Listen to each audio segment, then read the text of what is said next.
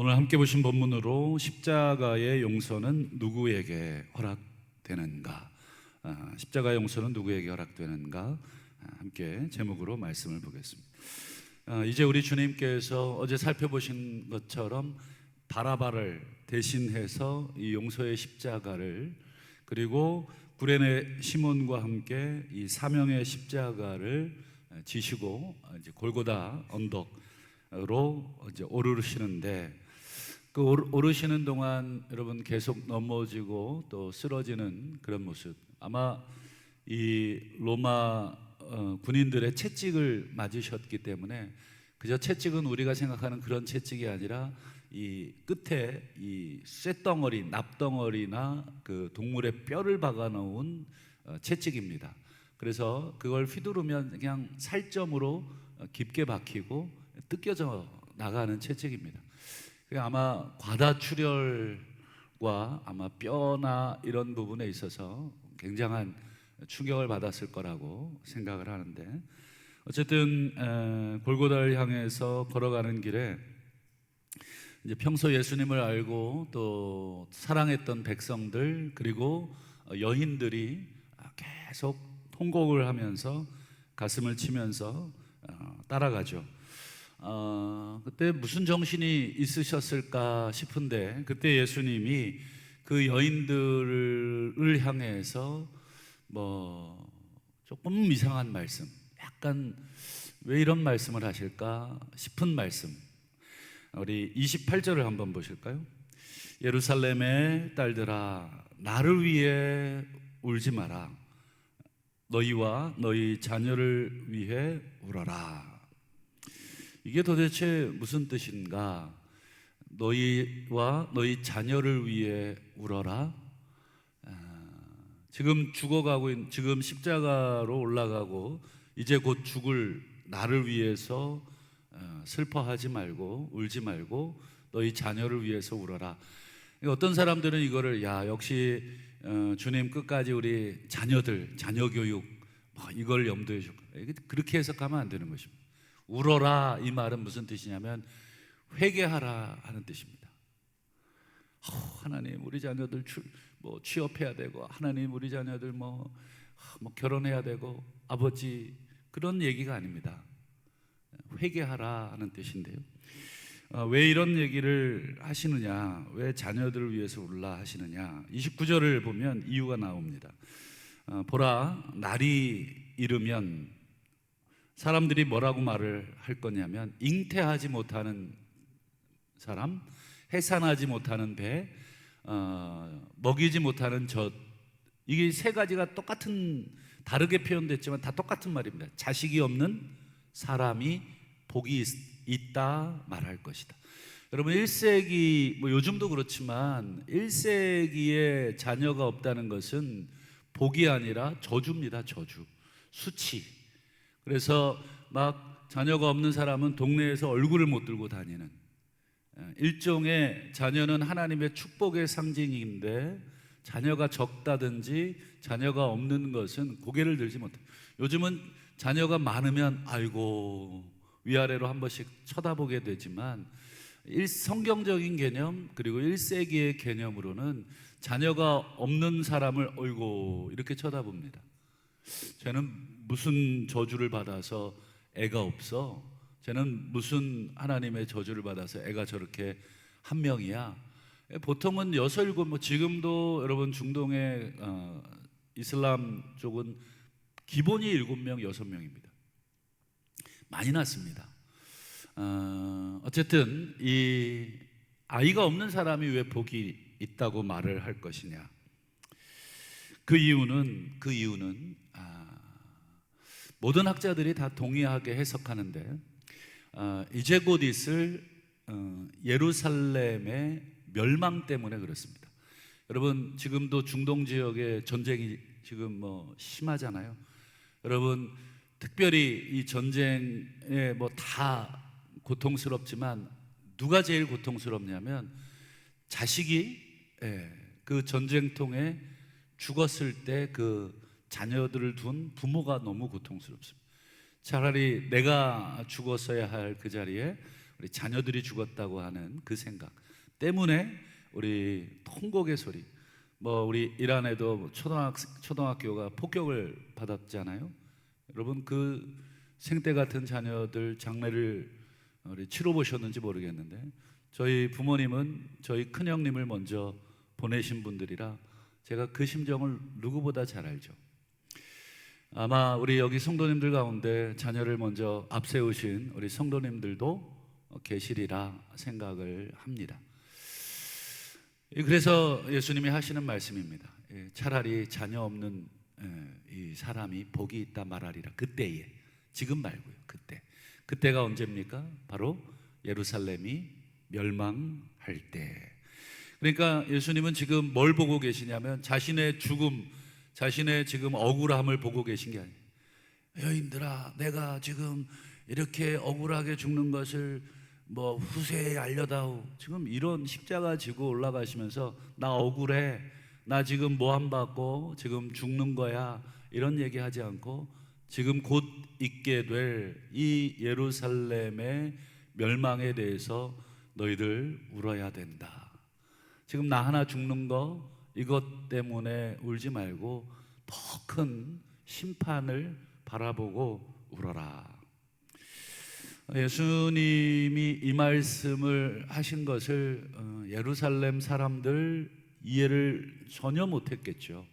뭔 소리야? 마치 노아 시대에 이제 곧 홍수가 내려서 비로 우리 세상을 멸망합니다 라면서 이 나무로 이 방주를 짓고 있는 노아를 그 당시 사람들이 전혀 이해 못했듯이 예수님의 이 말씀은 아마 뭐 전해졌겠지만 그 당시 사람들이 이 얘기를 듣고 콧방귀를 꼈을 겁니다.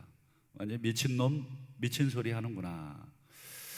그런데 여러분 어떻게 됐습니까? 결국 역사적으로 여러분 예루살렘은 로마에 의해서 AD 70년 주후 70년 티투스, 우리 성경에 기록이 일반적으로 우리 디도 장군으로 이렇게 묘사가 되어 있을 텐데 티투스 장군. 그래서 로마에 지금 여러분 가시면 티투스 장군의 개선문이 지금도 있습니다. 로마의 개선문 옆에 조그마한 또 문이 하나 있는데 그게 바로 예루살렘을 정복했던 티투스 장군을 기념하는 개선문입니다. 한번 로마에 가시면 한번 꼭 그 문을 한번 지나가 보시면 또 역사적으로 의미가 있으실 텐데 기록에 의하면 이 티투스 장군을 중심으로 한 로마군이 얼마나 잔인하게 예루살렘을 이 소위 말해서 폭격이죠. 지금 뭐 미군이 뭐 온통 다 폭격인데 물론 그 당시에 반항을 했겠습니다만 여러분 전 세계적으로 가장 잔인하고 가장 훈련된 로마의 병사 앞에서 저항한다 그래봤자 여러분 얼마나 저항할 수 있겠습니까? 너무너무 잔인하게 이 진압을 당했는데 그 고통이 얼마나 컸느냐, 그걸 예수님이 이렇게 얘기하시면 30절을 보실까요? 그때에 그 고통의 때, 그 심판의 때, 그 멸망의 때 사람들이 뭐라고 말하냐? 산들을 보면서 우리 위에 무너지라고, 그리고 자그마한 산들을 보면서 우리를 덮어버리라고. 여러분 그 고통이 얼마나 컸으면 차라리 그냥 산이 내게 쏟아져서 그냥 거기서 죽는 것이 나을 정도로 그런 말을 할 것이다.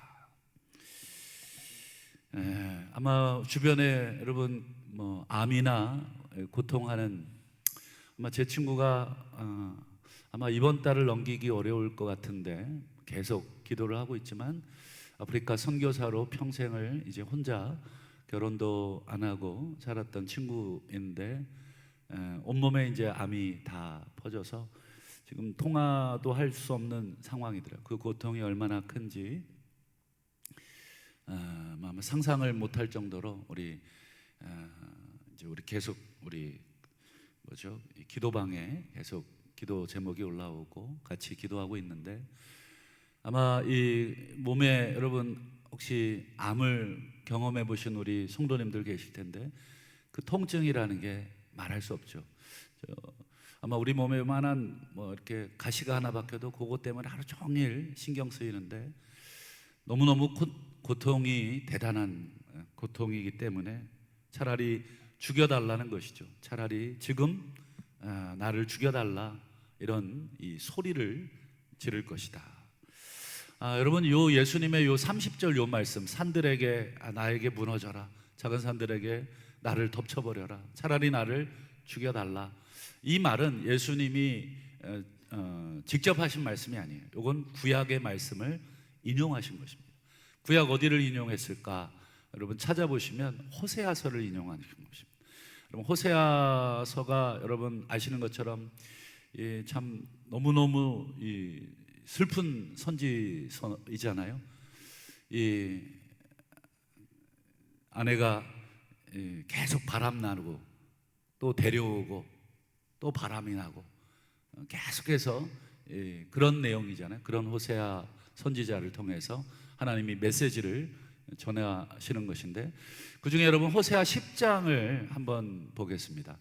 10장 8절에 보면 하나님이 이스라엘의 죄 때문에 그때에 그들이 뭐라고 얘기하냐면, 산더러 우리를 가려라, 작은 산더러 우리 위에 무너져라. 똑같죠? 예수님이 지금 하신 30절의 요 말씀이 그대로입니다. 이 호세아 10장의 배경도 쭉 읽어보시면 그 내용입니다. 하나님이 이스라엘 백성들의 죄 때문에 이 진노하시는 내용이 이 10장에 가득 차 있습니다. 가득 차 있으면서 그때의 이스라엘의 죄 때문에 하나님이 심판할 텐데, 그 심판이 얼마나 두렵고 고통스러운지 그들이 뭐라고 얘기한다고요? 산더러 똑같이 얘기한다. 그러니까 예수님이 지금 과거 호세아 선지자 시대에 하나님의 이 진노, 회개하지 않음으로, 끝까지 회개하지 않음으로 인해서 하나님께서 내리시는 진노로 인한 고통의 소리를 지금 그대로 지금 십자가 지고 올라가는 도중에 자신을 향해 울고 있는 여인들에게 날 위해 울지 마라, 너와 너희 자녀를 위해 울어라, 때가 이르면 자식 없는 사람이 복되다는 말을 할 것인데, 바로 요 호세아 10장 8절을 인용하면서 이렇게 말하게 되는 고통의 때가 올 것이다. 그리고 이어지는 호세아 10장 10절도 한번 보실까요? 하나님께서 이스라엘 죄에 대해서 어떻게 심판하실 거냐? 내가 원하는 때 그들을 징계할 것이다. 그들이 두 가지 죄에 걸릴 때, 두 가지 죄가 뭘까? 호세아 10장을 쭉 읽어보시면 두 가지 죄가 뭔지가 나오는데, 첫 번째는 공의 없음, 두 번째는 자비 없음. 공의도 없고 자비도 없는 그 이스라엘 백성들의 죄에 대해서, 여러분 예수님의 십자가 요 한 주간 우리가 살펴보고 있는데 어떻습니까? 이스라엘 백성이 공의롭게 예수님을 재판했나요? 거짓 증거들로 온통 막 모함하고 또 온통 유도 신문을 해서 정말 예수님을 악마로 만들었잖아요. 그리고 자비 없음, 얼마나 무자비합니까? 빌라도가 마지막까지 예수가 무죄하다고 막 하는데 그들은 누구를 요청합니까? 바라바를 요청하죠. 무죄한 예수를 요청하지 않습니다. 이 공의 없음과 자비 없음에 대해서 어떻게 심판을 하십니까? 그때에 내가 두 가지 죄에 걸릴 때 만민이 모여서 그들을 치리라. 그걸 하나님을 주어로 바꾸면 내가 만민을 모아서 그들을 치리라. 그들은 당연히 이스라엘 백성들이겠죠. 내가 만민을 불러다가 이스라엘 백성을 치겠는데, 역사적으로는 로마가 주후 70년 완전히 파괴해버리죠. 여러분, 주후 70년 파괴된 예루살렘 성벽은 지금 2000년이 지나도록 세워졌습니까? 2000년이 지나도록 세워지지 못하도록 하나님이 막고 있죠. 여러분, 뭐 돈이 없어서 못 세웁니까? 건축 기술이 없어서 못 세웁니까? 여러분, 예루살렘 성벽에 누구 하나라도 돌멩이를 얹어 놓는 순간 여러분 그 안에 있는 세계 4대 종교가 섞여 있어요. 세계 4대 종교가 여러분 예루살렘 성벽을 여러분 4등분해서 관리하고 있습니다. 각자 자기의 영역에 침범을 못할 정도입니다.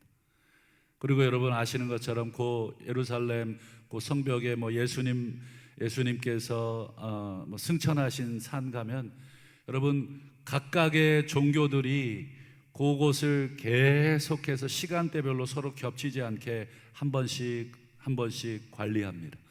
절대로 섞일 수 없습니다. 그렇기 때문에 예루살렘 성벽은 여러분 2000년 지나서 지금도 황폐한 채로 두고 있죠. 그러니까 그 성벽을 보면서 여러분 통곡의 벽이라 그러죠. 서쪽 벽 그거 하나 남아 있는 거죠. 그때 여러분 예루살렘을 철저하게 파괴하셨는데 그때 무슨 소리가 가득했겠습니까? 그렇죠. 자녀들을 위하여 우는 소리가 가득했습니다. 바로 그래서 우리 주님께서 십자가 그 정신없는 그 상황 속에서도 자신을 향해 울고 있는 여인들에게 장차 너희들 위에 이 백성 위에 임할 하나님의 심판을 내다보시면서 날 위해 지금 십자가 져서 죽을 날 위해 울지 말고 장차 심판으로 죽게 될 너희와 너희 자녀들을 위해서 울어라, 회개하라. 근데 여러분 역사적으로 안타깝지만 이스라엘은 끝까지 회개하지 않게 되죠. 그리고 이제 오늘 우리 마지막으로 하나 더 살펴볼 것은 이제 회개하지 않는 자는 어떻게 될 것이고 회개하는 자는 어떻게 되는지를 오늘 누가복음은 마지막 장면으로 우리에게 보여주고 있습니다. 여러분 끝까지 회개하지 않는 무리가 세 무리가 나옵니다. 그리고 회개하는 사람이 하나 나옵니다. 그러니까 뭐 4분의 3은 회개하지 않는 거죠. 그리고 4분의 1만 회개하는 거죠. 그 회개하는 사람이 절대적으로 작습니다. 그러면 회개하지 않는 세 그룹을 한번 보겠습니다. 먼저 35절을 볼까요? 관리들. 예수님을 이렇게 달아놓고 비웃고 있죠. 저가 남을 구원하였으니 만일 뭐 하나님의 택하신 자 그리스도는 자신도 구원해라. 두 번째 그룹은 또 누구냐면 로마의 군인들입니다. 36절 37절 군인들이 희롱하는데 나와 신포도주를 건네면서 이렇게 여러분 이 장면이 어떤 장면이냐면 예수님 목마르겠네 하고 목이나 축이쇼 이런 게 아닙니다. 지금 이 로마의 군인들은 철저하게 지금 무슨 흉내를 내냐면 왕에게 술 맡은 관원관이 술을 따라드리도록 돼 있습니다. 그렇죠? 여러분 우리 구약 성경에 보면 술 맡은 관원장, 뭐 떡 맡은 관원장 그게 이제 왕 앞에 술을 대접하고 그 다음에 이제 음식을. 근데 지금 이 로마 군병들은 지금 유대인의 왕으로 지금 자신들이 못을 박아놨으니까 유대인의 왕에게 자신들이 술 맡은 관원관의 흉내를 내고 있는 것입니다. 그런데 무슨 포도주를 주냐면 왕에게 여러분 신포도주를 주는 법이 있습니까? 여러분 신포도주라는 건 뭐예요? 먹기 어려운 포도주입니다. 그래서 가난한 사람들이나 뭐 겨우겨우 이렇게 발효되지 않고 포도주는 오래 묵혀둘수록 좋다고 하잖아요. 그러니까 신포도주는 이미 아직까지는 먹을 수 없는 그런 포도주를 주는 것이죠. 그러니까 얼마나 조롱하는 유대인의 왕에 대해서 자신들이 술 맡은 관원관의 흉내를 내면서 왕이시여 이렇게 하는 것입니다. 그리고 네가 너를 구원해봐라. 그리고 마지막 한 무리의 사람들은 39절에 있습니다. 여러분 예수님 십자가 옆에 좌우에 두 행악자가 달리잖아요. 근데 그 중에 하나가 예수님을 비방합니다. 너와 우리를 구원해라. 그러니까 여러분 세 무리가 계속 지도자들 아마 이 종교 지도자들일 것입니다. 그리고 군인들 그리고 자기 옆에 달려있는 행악자 중 하나.